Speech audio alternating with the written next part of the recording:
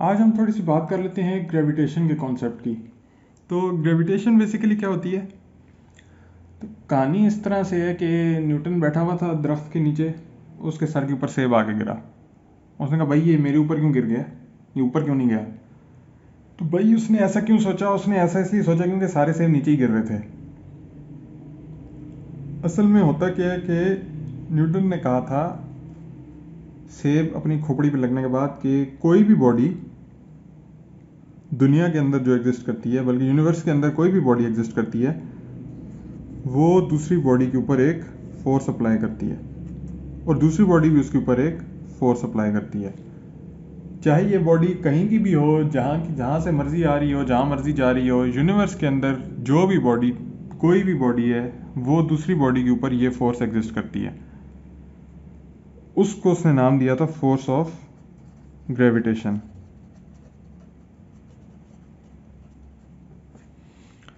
अब न्यूटन ने कहा था कि कोई भी बॉडी दूसरी बॉडी के ऊपर जो फोर्स ऑफ ग्रेविटेशन एग्जर्ट करती है, वो होती है, वो फोर्स जो है डायरेक्टली प्रोपोर्शनल है product of message of the body के।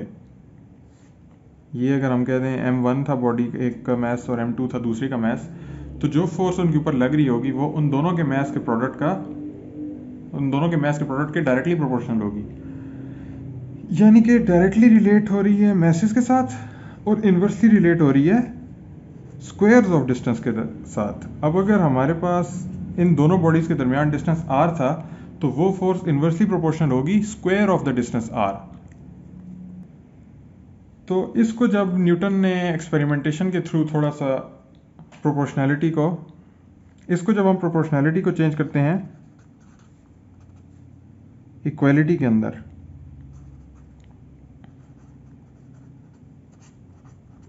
तो हमारे पास एक प्रोपोर्शनैलिटी कांस्टेंट आता है जिसे कहते हैं ग्रेविटेशनल कांस्टेंट।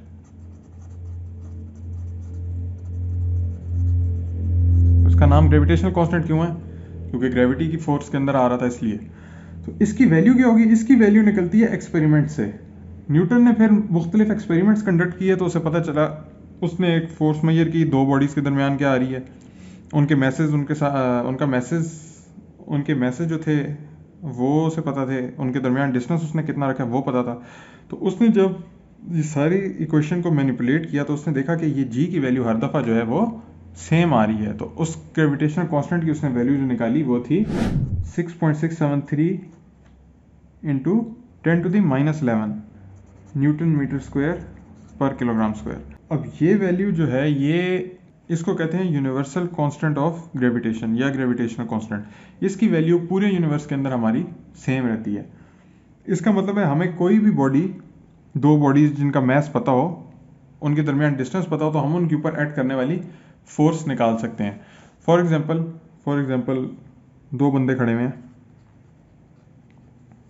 इसका मैस 70 kg है, दूसरे बंदे का मैस 65 kg है, और ये दोनों 5 मीटर के फासले पर खड़े हुए हैं। तो इन दोनों के ऊपर भी आपस में फोर्स ऑफ ग्रेविटेशन एक्ट कर रही है। अब आप कहेंगे कि भाई मैं तो घर में खड़ा होता हूँ, मेरे ऊपर तो कोई फोर्स ऑफ ग्रेविटेशन दूसरे बंदे की तरफ से नहीं आ रही होती। वो इसलिए नहीं आ रही होती कि उसकी वैल्यू बहुत छोटी होती है। चेक कर लेते हैं उसकी कितनी वैल्यू है। अब आप अगर यहाँ पर फोर्स ऑफ ग्रेविटेशन निकालें तो ये हमारे पास आ जाएगी। तो ये जब हम कैलकुलेट करते हैं तो हमारे पास इसकी वैल्यू आ जाती है 1.21, अराउंड 1.214 इंटू 10⁻8 न्यूटन्स। ये भाईजान वजह है जिसकी वजह से आपको फोर्स फील नहीं हो रही होती। यानी कि इतनी स्मॉल फोर्स को आप कहाँ से फील करेंगे?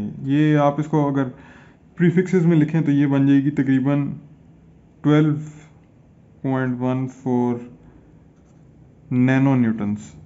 अब नैनो न्यूटन्स की फोर्स आपने कहाँ फील करनी है? ये फोर्स अगर हम अर्थ के दरमियान और आपके दरमियान निकालें, यानी अगर आपका मैस जो है 70 kg है, तो अर्थ का मैस हमारे पास कितना होता है? अर्थ का मैस हमारे पास होता है 6.4 इंटू 10⁻24 kg। 6.0 into 10⁻24 kg। अब इस केस में अगर आप अपने और इस केस में अगर आप अपने और अर्थ के दरमियान फोर्स ऑफ ग्रेविटेशन निकालें तो वो आएगी, अच्छा जी, अब यहाँ पर हम डिस्टेंस कौन सा डालेंगे? इस केस के अंदर जब अर्थ के साथ हम फाइंड करें तो distance from the centre of the अर्थ होता है, यानी उस बॉडी के सेंटर से हमने निकालना है डिस्टेंस। तो हमें यहाँ पर आप अगर अर्थ की सरफेस के ऊपर खड़े हुए हम कंसिडर करें तो आपका अर्थ के सेंटर से कितना डिस्टेंस है? अर्थ के रेडियस के इक्वल। तो वो आ जाता है तकरीबन 6400 किलोमीटर, यानी 64 × 10⁻³ मीटर स्क्वायर, 3 मीटर सॉरी। ये हमारे पास आ जाएगी 684.2 न्यूटन्स, यानी आपके ऊपर जो फोर्स ऑफ ग्रेविटेशन एक्ट कर रही है वो आपके वेट के बराबर है। वो किस तरह चेक भी कर लेते हैं। वेट क्या होता है हमारे पास? Mass times gravitational acceleration. तो मास आपका था 70 kg, ग्रेविटेशनल एक्सेलरेशन हो गई 9.81, तो इसकी वैल्यू आ जाएगी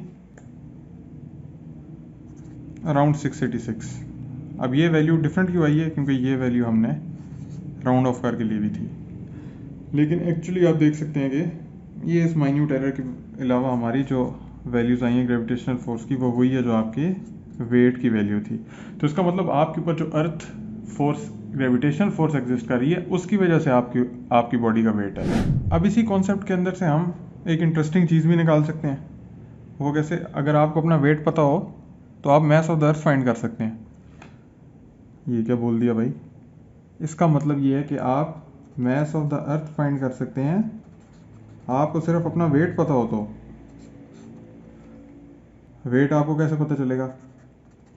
वेट होगा आपका mg। अगर 70 आपके पास, अगर एक शख्स का मास जो है वो 60 kg है, उसका वेट कितना होगा? 60 × 9.81, तो ये हमारे पास आ जाता है 588.6।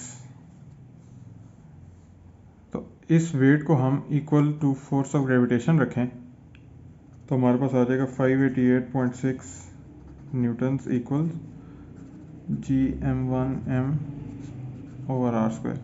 रेडियस ऑफ द अर्थ हमें पता है, ग्रेविटेशन कांस्टेंट हमें पता है, हमें अपना मास पता है, यहाँ से हम अर्थ का मास निकाल सकते हैं। निकाल के देख भी लेते हैं। ये आ जाएगा हमारे पास 588.6 × r²/g×m1। जब इसके अंदर हम वैल्यूज़ पुट करेंगे तो ये हमारे पास आंसर आ जाएगा। इसको जब कैलकुलेट करते हैं तो इसकी वैल्यू हमारे पास आ जाती है अराउंड 6.02 × 10⁻24 kg। लें जी, आपने तो mass of the earth find कर लिया। वीडियो पसंद आई है तो लाइक करना ना भूलें, दोस्तों के साथ शेयर कीजिए and don't forget to subscribe.